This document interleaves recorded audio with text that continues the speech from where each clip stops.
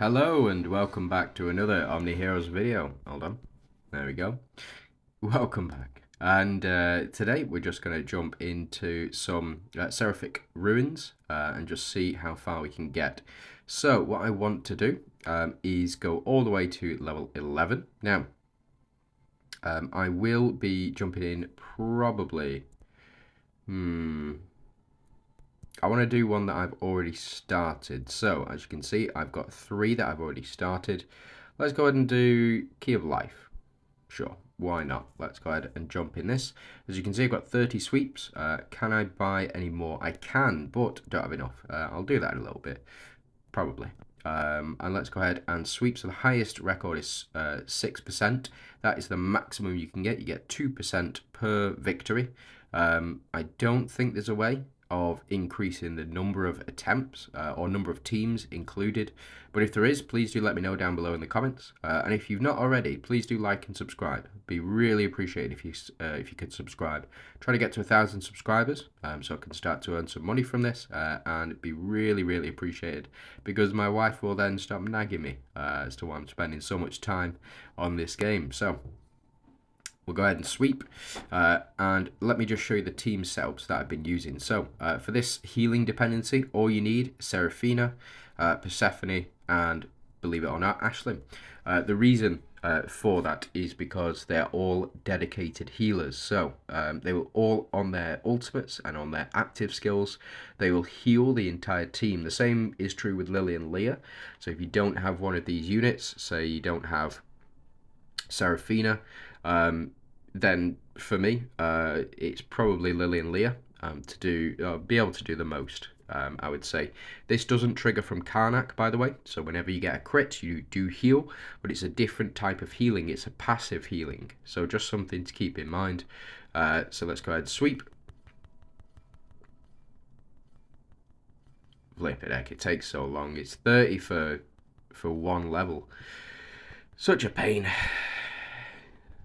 There we go, so we're up to 14 here, perfect clear, all sorted. The infinite challenge is now open. You can repeatedly challenge Corrupted Chief to obtain Radiant Beads. So let's go ahead and trial. Let's go ahead and jump in. And let's see how this goes. So it might be a lot tougher, I don't know. We can challenge it infinitely.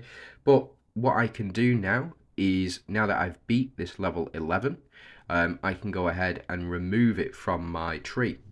And I'll show you what I mean in a second. So, as you can see, we've got all this healing coming in from Karnak, but this isn't doing any damage to him. What will do the most damage to him is when Seraphina performs her ultimate attack, which should be very soon.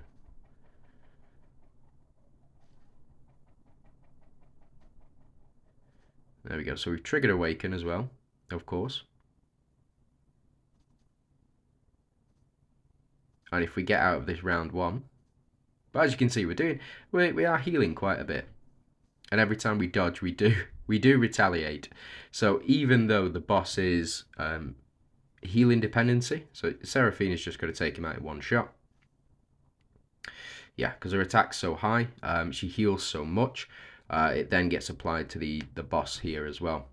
Now you can stick in random units around the healer, but really what you need is strikers around that healer. So like we've got Nawi, Solomon and Sal to raise the attack. That also increases the amount of healing as well by the active healer. And that's why we've got Persephone in this back slot. We've also got Portia in here. I did have proof of ethereals, but I took it out for proof of dooms because it was just so much better. So as you can see, we get the active healing attack from Persephone, and that'll just take him out in one shot. And then the same is true of Ashlyn. So let's go ahead and see how much damage Ashlyn can do. First time I've ever said that. So we do have Avengers and we do have Valianters as well. So what that means is this spot is going to be absolutely massive damage normally, but it's going to be massive heals this time round. So let's go ahead and see how much damage Ashlyn can do. We get increased healing rate as well. And there we go, massive damage again. Because of that healing dependency, and it looks like, yep, first time I've seen that. First time I've seen that. So yeah, is what it is. So we get 309 per sweep. Surpass 90% of players across all servers. I'm absolutely fine with that. But what that means is we can sweep infinitely now.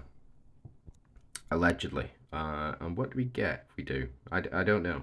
I think we can go ahead and sweep infinitely. All battles and defeat, you may continue challenge to earn the Radiant Beads. So I think the Radiant Beads will be from this here.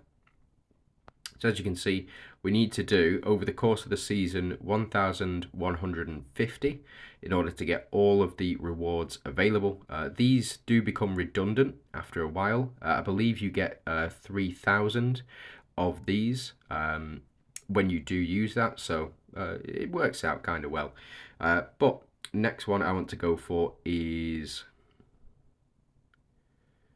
we'll go with Stormlord. And the reason that we'll go with Stormlord is because I've already got 6% off. So we'll go ahead and sweep. Let me just show you the teams. So team, or the reason behind this, control dependency, the control effects, stuff like the corrode effect to be applied as well. So the corrode effect is applied from Catherine, Talos and Dullahan, and you've also got Lily and Leah here to back things up. And Lachesis for healing as well. Now, this one, Talanas will do you the most, as well as the corrode effect being applied. And as well, then you've got the corrode effect being applied here with your 3 mystifiers. Yeah, just very, very powerful setups. Let's go ahead and continue to sweep. I've already gone through it, so I won't need to go through it again. But we'll go ahead and see how far we can get. So we've got 5 left. We got up to 50%. We started out with 9. We're to 22. Let's go ahead and sweep. So 16% left, and that'll be 3. So I'll pick up 3 here. 1, 2, 3, and there we go. Infinite Stormlord. We've got our artifacts here. Looks absolutely fantastic to me. We can now obtain, or we can now challenge him infinite times. So let's jump in, and let's go ahead and level our artifacts up. So we've actually already got the other artifact. Looks like we've already got that up to, yeah, already got that up to 3 stars. So is what it is. Let's jump into Hope Tree. See if that's made any difference in the dent that is the Hope Tree. It looks like, yeah. So we can go ahead, level up. We get our bead and we get up to 10. So what I'm going to do, go ahead and pick up my proof of ethereals here as well. So now that I've got proof of ethereals, moving forward, when I deploy an ethereal synergy mate, it just means that I will only need 1. As it stands, I will only need 1. 1 ethereal in the team to proc that passive. It's unaffected in PvE, but it is affected in PvP. So let's go ahead and have a look at World Arena just for a second. Let's go ahead, check out the battle report. So what I mean by this is, if it'll load, so this first team here, we have 2 Dooms, we have 2 Mist, and we have 1 Glorian. Now, Marina is in there because primarily she's a protector, and I've got a full, almost full protectors team here, but what Marina does is she provides Grace of Hunters in this team. So the more healing that we receive, the higher our attack and defense becomes. This will not be the case anymore. You won't be able to do this. So in PvP specifically, you will not be able to have 1 Glorian on the team and it will activate Grace of Hunters. Instead, what you need is you need to have effectively 3 Glorians in order to activate the synergy. So we've got proof of Dooms, we've got proof of Mist, so these 2 will be absolutely fine. We'll have Lamia and Ophelia activate the Dooms proof, and then we'll have Lancelot and Gaia activate the Mistfire's proof. But we won't be able to gain Grace of Hunters because we've only got the 1 in there now. So it is what it is. I think it's better this way, but my suggestion on the my suggestion on the Discord, you can go ahead and check that out. Link is in the description below. But it would be, say for example, we have proof of ethereals unlocked. What I suggested, currently what happens is when you have one ethereal in the team, you will unlock the full Grace of Shadow and you'll unlock the full Grace of Divine here. Instead, what I suggested was when you unlocked proof, you could still activate these synergies, but you would only get level 1 for Grace of Shadow, and you would only get level 1 for Grace of Divine. If you had 2, you would get level 2 Grace of Shadow, and level 2 Grace of Divine. If you had 3 Ethereals on the team, you would get level 3 Grace of Shadow, and level 3 Grace of Divine, and so on and so forth, etc, etc. That was my idea. I posted it on the Discord. It's got a couple of likes on there. There are loads and loads of ways in which they can balance this, but for me personally, I think that's the best way forward. It's just, it gives a fairer approach, so you're not getting the full Grace. So say for example, you're not getting the full Grace of Hunters here. So triggers one more time when allies receive healing.